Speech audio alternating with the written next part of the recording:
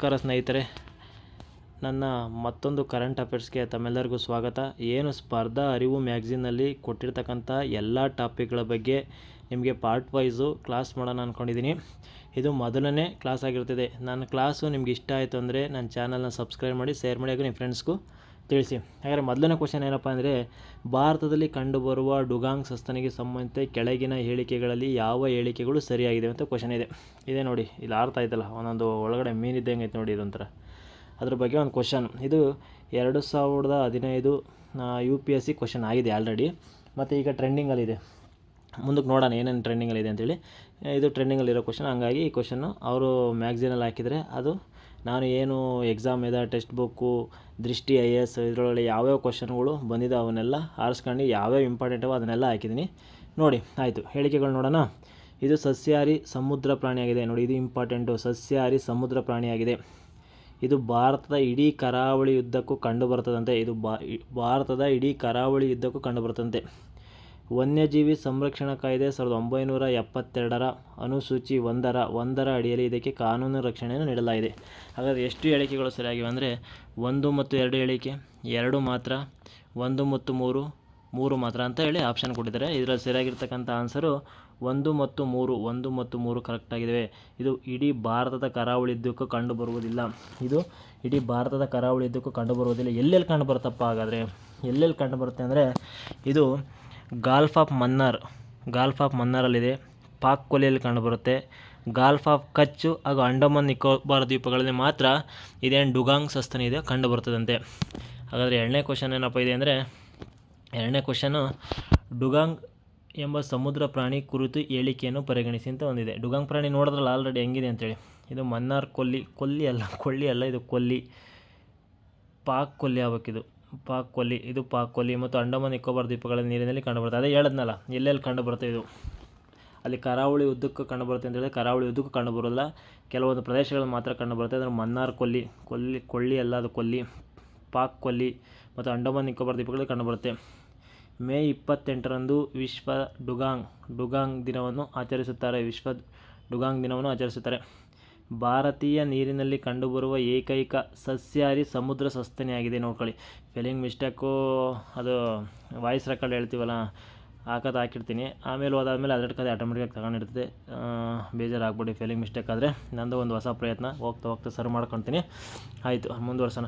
ಭಾರತೀಯ ನೀರಿನಲ್ಲಿ ಕಂಡುಬರುವ ಏಕೈಕ ಸಸ್ಯಾಹಾರಿ ಆಗಬೇಕು, ಸಸ್ಯಾಹಾರಿ ಸಮುದ್ರ ಸಸ್ತನಿಯಾಗಿದೆ ನೋಡಿ.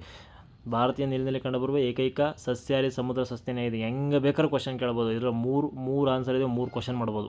ಓಕೆನಾ? 1 ಮಾತ್ರ ಸರಿ, 2 ಮಾತ್ರ ಸರಿ, 3 ಮಾತ್ರ ಸರಿ, ಮೇಲಿನ ಎಲ್ಲವೂ ಸರಿ, ಮೇಲಿನ ಯಾವುದು ಸರಿ ಇಲ್ಲ ಅಂತಿದೆ.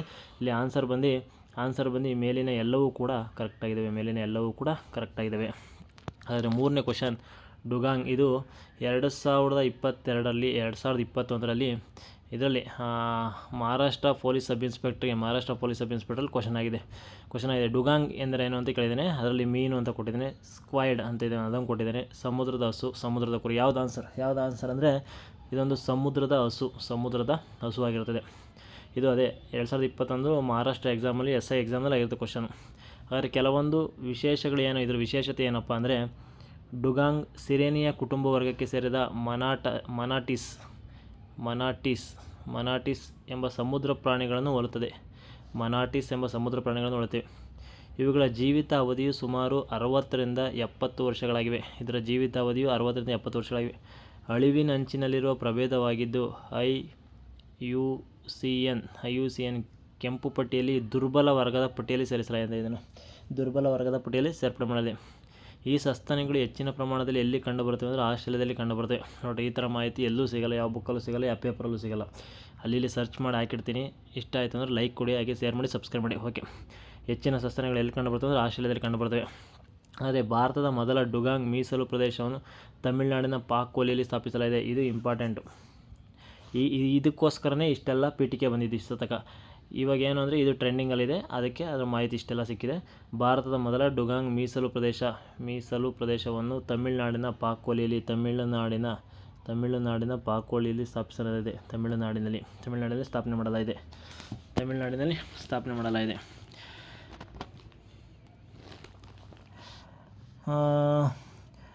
ಹಂಗೆ ಇನ್ನೂ ಒಂದು ಸ್ವಲ್ಪ ಮುಂದುವರೆದು ನೋಡೋದಾದರೆ ಇದರ ವಿಶೇಷ ಏನಂದರೆ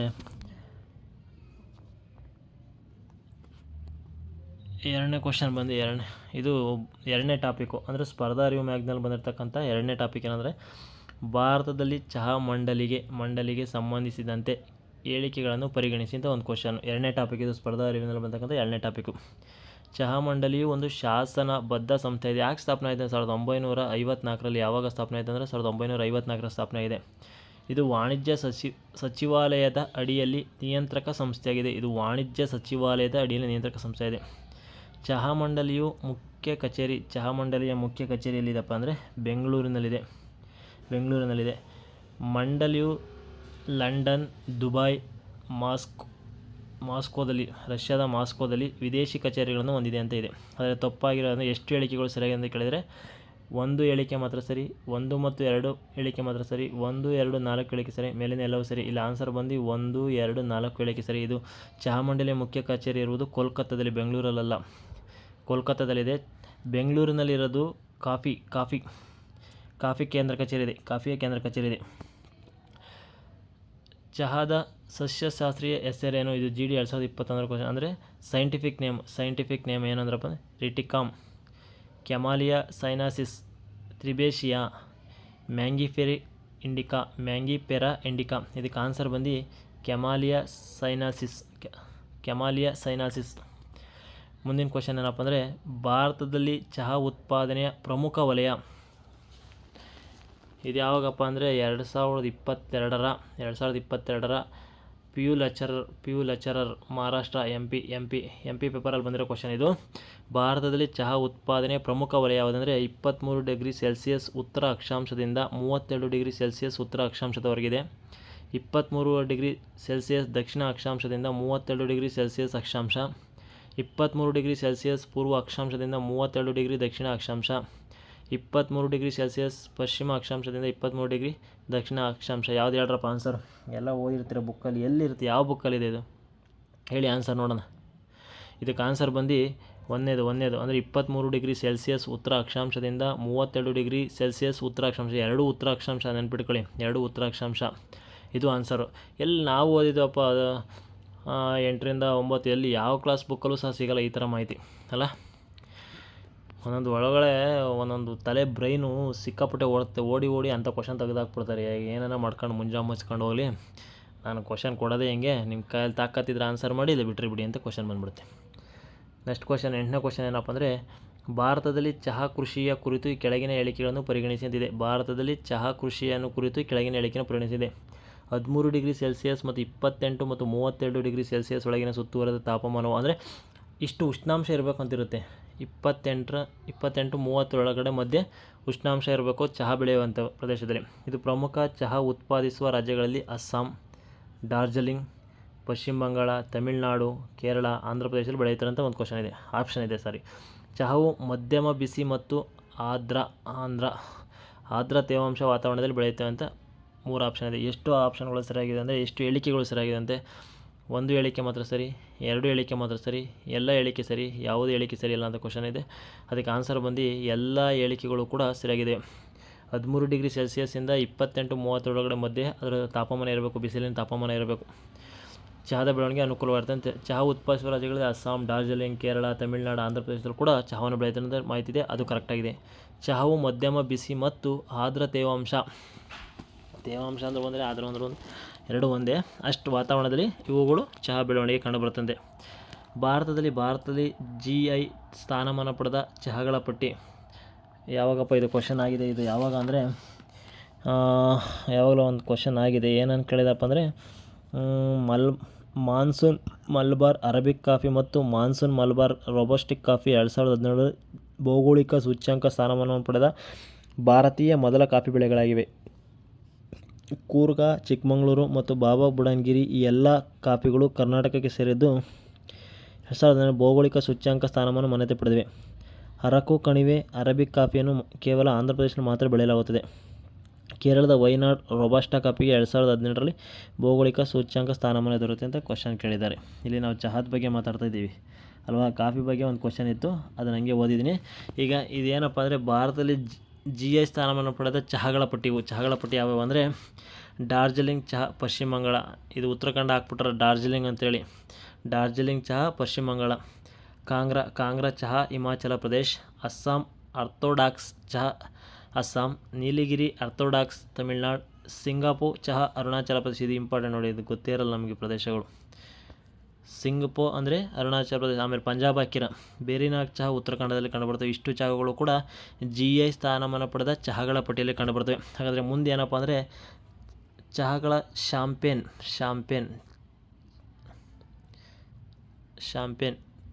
ಚಹಾಗಳ ಚಾಂಪಿಯನ್ ಎಂದು ಕರೆಯಲ್ಪಡುವ ಡಾರ್ಜಿಲಿಂಗ್ ಚಹಾ ಭಾರತ ಮೊದಲ GI ಉತ್ಪನ್ನವಾಗಿದೆ. ಭಾರತದಲ್ಲಿ ಚಹಾ ಮಂಡಳಿಯ ಮುಖ್ಯ ಕಚೇರಿ ಆಗಲೇ ಹೇಳಿದ್ವಲ್ಲ ಬೆಂಗಳೂರು ಅಂತ ಹೇಳಿದ್ರೆ ಬೆಂಗಳೂರಲ್ಲ, ಅದು ಕೋಲ್ಕತ್ತಾ ಆಗಬೇಕು. ಬೆಂಗಳೂರಲ್ಲಿ ಕಂಡುಬರೋದು ಕಾಫಿಗಳ ಕೇಂದ್ರ ಕಚೇರಿ. ಇದು ಯಾವಾಗ ಸ್ಥಾಪನೆ ಆಗ್ತದೆ ಅಂದರೆ 1950ಕ್ಕೆ ಸ್ಥಾಪಿಸಲಾದ ಶಾಸನಬದ್ಧ ಸಂಸ್ಥೆಯಾಗಿದೆ. ಓಕೆ, ಇಷ್ಟು 2 ಟಾಪಿಕ್ಗೆ ಇಷ್ಟು ಕ್ವಶನ್ ಹಾಕಿದ್ದೀನಿ. ನನ್ನ ಕ್ಲಾಸ್ ಇಷ್ಟ ಆಯಿತು ಅಂದರೆ ದಯವಿಟ್ಟು ಲೈಕ್ ಮಾಡಿ, ಶೇರ್ ಮಾಡಿ, ಸಬ್ಸ್ಕ್ರೈಬ್ ಮಾಡಿ. ಇನ್ನೂ ಹೆಚ್ಚಿನ ಮಾಹಿತಿ ಬೇಕಂದರೆ ಯಾವ ರೀತಿ ಬೇಕಂತ ಒಂದು ನಮ್ಮ ಕಾಮೆಂಟ್ ಸೆಕ್ಷನ್ ಓಪನ್ ಇರುತ್ತೆ, ಕಾಮೆಂಟ್ ಮಾಡಿ. ಅದೇ ರೀತಿ ಕ್ಲಾಸ್ನ ಕಂಟಿನ್ಯೂ ಮಾಡಬೇಕಾ ಬೇಡವಾ ಅಂತೇಳಿ. ಇದು ಸ್ಪರ್ಧಾ ಅರಿವಿನ ಸಂಪೂರ್ಣ ವಿಶ್ಲೇಷಣೆ ಇರುತ್ತೆ. ಕೇವಲ 2 ಟಾಪಿಕ್ನ ಇಷ್ಟೊತ್ತು ಮಾಹಿತಿ ನೀಡಿದ್ದೀನಿ. ಎಲ್ಲ ಟಾಪಿಕ್ನ ಕವರ್ ಮಾಡ್ತೀನಿ, ಪಾರ್ಟ್ 1 ಪಾರ್ಟ್ 2 3 ನೋಡಿ. ಲೈಕ್ ಮಾಡಿ, ಸಬ್ಸ್ಕ್ರೈಬ್ ಮಾಡಿ.